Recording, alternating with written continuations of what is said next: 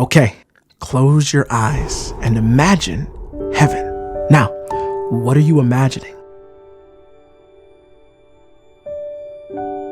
Lots of people with wings, floating around on clouds, babies playing harps. That might be what you see in cartoons. Well, and Renaissance paintings, but it's not really how the Bible portrays heaven. You see, for most writers of scripture, what we often call heaven is actually a new and improved earth.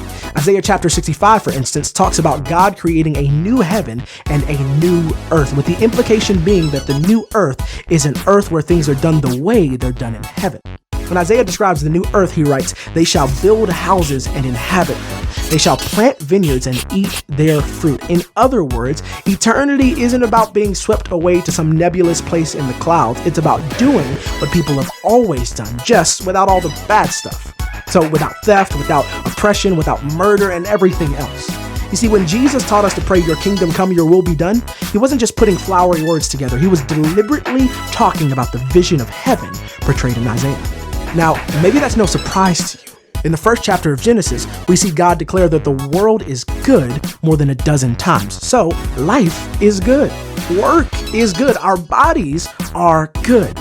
God's redemption doesn't consist of making that stuff go away. It consists of fixing the problems with it. And that's exactly what Isaiah promises us in the second half of his book. So we talked a little bit before about how most of the first half of Isaiah comprises God promising to punish Israel, Judah, and pretty much everyone else for their wrongdoings and injustices. Well, the second half, beginning with chapter 40, picks up 150 years later with a proclamation that that punishment is over and the restoration has begun. "Comfort, comfort my people," God announces. "Speak tenderly to Jerusalem and cry to her that her warfare is ended, that her iniquity is pardoned, that she has received from the Lord's hand double for all her sins." You see, God's saying, hey, you guys did a lot of terrible stuff, and I couldn't just let that slide, but I've punished you more than enough at this point, and I still love you guys, and it's time to build you back up. And then that's exactly what he does.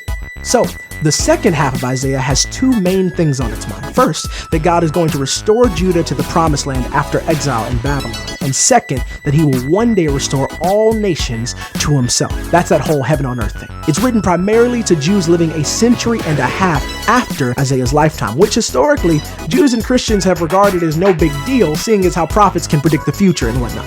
More skeptical scholars, though, have argued that this half was written by some of Isaiah's later disciples long after his death. But even if they're right, it's still a pretty impressive piece of prophecy, considering it predicts things that took place more than 700 years after it was written.